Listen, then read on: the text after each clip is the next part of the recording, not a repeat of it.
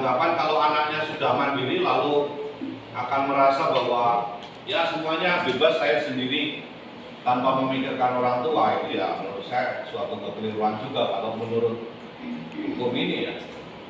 Orang yang mandiri lepas dari rumah misalnya sudah bisa bekerja sendiri, itu bukan berarti bahwa tidak lagi memperhatikan orang tua.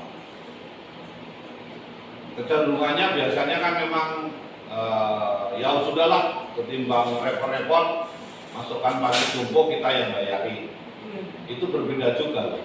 Apalagi banyak orang tua mungkin yang akan mengalami kesepian ketika dalam perawatan, lalu kemudian jarang dikunjungi oleh anak-anaknya. Itu saya kira juga harus menjadi masukan bagi orang-orang muda juga, supaya tanggung jawab terhadap orang tua itu sampai di mana sih, Pak Chandra? Kalau saya masuk ke Jompo itu mah udah berdosa kan? Enggak juga. Karena begini, karena banyak orang tua juga punya pilihan.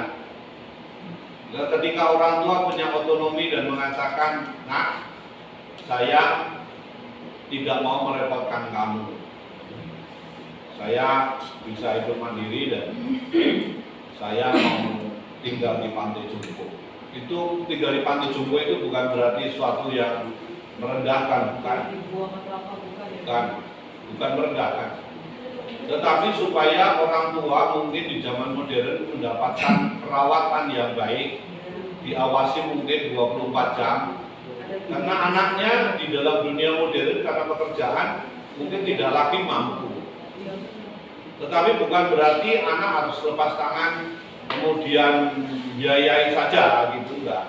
Tapi juga harus istilahnya itu kalau orang Jawa di karaoke. Jadi itu berarti kadang-kadang ditanya, diingatkan, ditelepon, di WA kalau zaman sekarang kan, supaya mereka tidak mengalami kesepian ketika mereka memutuskan untuk tinggal sendiri terpisah dari anak-anak. Enggak ada dosanya itu, Pak.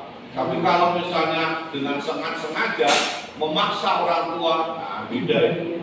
Kalian kan mau, dia maksa mau orang kan nggak ada yang bawa dan pun nanti taruh sana tinggal dikunjungi enggak, itu enggak. Nah ya itu. Kalau di sini lalu menjadi tidak tepat. Ada lalu ukuran ini tidak tepat. Ada itu.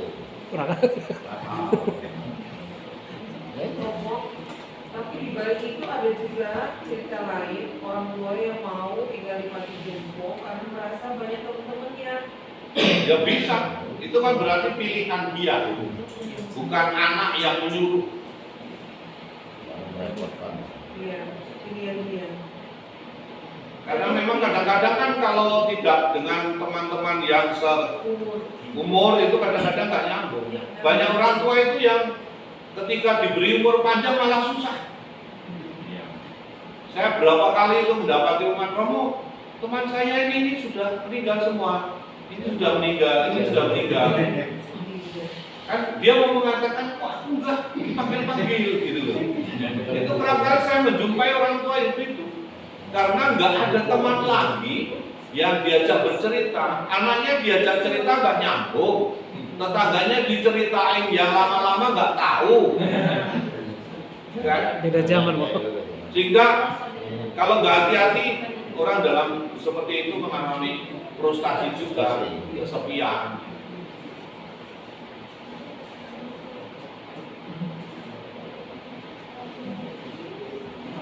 Nah, yang mau disampaikan tentu oleh orang Israel itu adalah jangan sampai hormat kepada orang tua itu disempitkan hanya masalah soal nasihat dan perintah. Tetapi ada hal yang sangat jauh itu, pemeliharaan orang tua, terutama yang sudah mengalami kelemahan, mengalami sakit bahkan.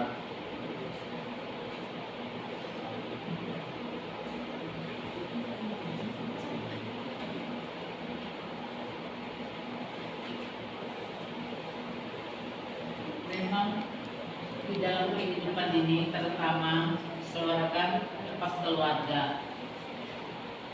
Karena anak kita sudah sibuk dengan keluarganya, anaknya, pekerjaannya. Jadi mungkin kalau masuk ke jompo itu bukan artinya diremehkan, tetapi memang lebih bagus karena di sana ada perawatan, ada senam, ada periksa kesehatan. Kalau di rumah anaknya, walaupun anaknya berkecukupan, mungkin tidak seperti yang di jompo. Jadi jangan misalnya menganggap negatif kalau orang tuanya dititipkan di pantai jompo.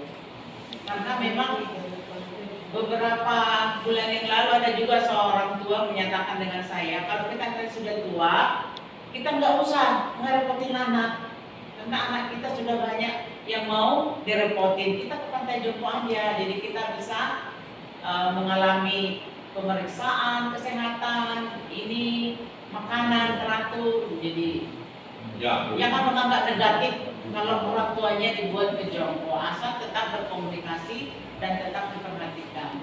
Iya, itu yang benar. Tapi kan itu otonomi untuk memutuskan itu kan bukan anak, Orang tua. Iya, itu orang tua. pilihan orang tuanya sendiri. Iya, itu kan pilihan dia. Akan sangat berbeda kalau anak memaksa orang tua. Itu sangat berbeda. Wah, ada budaya Jawa itu yang ini benar atau salah berani dengan orang tua adalah salah. Saking apanya dengan hormatnya dengan orang tua itu. Gini loh, kadang-kadang itu sulit dibedakan berani itu dalam arti apa ya? Karena orang yang berdialog itu tidak salah. Orang yang berdiskusi itu juga tidak keliru. Nah, seringkali mungkin juga termasuk orang mengaku dosa itu kan merasa bersalah ketika orang sering mengatakan, mengkategorikan melawan. Orang kan mengatakan sering melawan orang tua. Nah, harus ditanya dulu, melawan itu artinya apa? Karena seringkali anak itu keliru mengartikan melawan itu. Jadi kalau seorang anak misalnya berkata kepada orang tuanya dengan sopan, cari situasi yang baik, lalu kemudian bercerita, berdiskusi mengenai apa yang dikatakan orang tua, itu adalah sesuatu yang benar. Nah, seringkali kalau misalnya anak itu nggak nurut, lalu karena sudah punya pemikiran sendiri, anak merasa melawan. Padahal sebenarnya bukan begitu. Anak itu boleh berdiskusi, boleh bercerita kepada orang tua. Nah, ini boleh. Kasih pendapat. Memberikan usulan. Ya. Itu boleh, tidak ada. Dan ini harus dipahami oleh orang tua. Anak yang begitu itu bukan melawan. Tapi kan kadang-kadang pengertian kita itu kalau kita ngomong disaut anak gitu ya. Nah, ini kan melawan Lawan aja kau. ya. Mentang-mentang udah ada sayapnya. Jadi sebenarnya bukan ya. Harus ada apa ya? Ada situasi di mana anak itu boleh bercerita, diberi kesempatan untuk ngomong juga, sehingga terjadi interaksi. Karena kalau tidak ada unsur itu, jangan-jangan orang tua itu menindas otonominya anak. Dan di situ tidak dikatakan begitu. Ada kalanya anak memang harus taat ketika ada hal yang memang perlu disampaikan, dan itu soal kebenaran. Tapi dialog, membuka ruang dialog, membuka ruang sharing itu penting sekali. Karena banyak anak tertekan itu karena nggak boleh ngomong di dalam keluarga. Ini bos. Banyak anak yang mungkin stres karena tidak didengar. Kalau orang masukin orang tuanya ke posisi tapi nggak pernah dilihatin kalau orang tua kan perlu Halo. komunikasi mau lihat perhatian anaknya mana. Nah, ini Kurang kalau ajar tadi. Ya itu yang menghormati orang tua itu ya. Ya itu yang jangan. Hal yang macam itu jangan. Yang dosa benar. Dosa. Ya dalam arti tertentu keliru. Nah,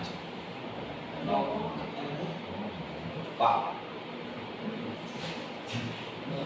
ini kalau dilihat dari Keluaran 20 ayat 12 ini berbunyi hormatilah ayahmu dan ibumu. Nah, kalau sekedar menghormati, mungkin secara attitude orang itu bisa, tapi kalau tidak takut itu bagaimana?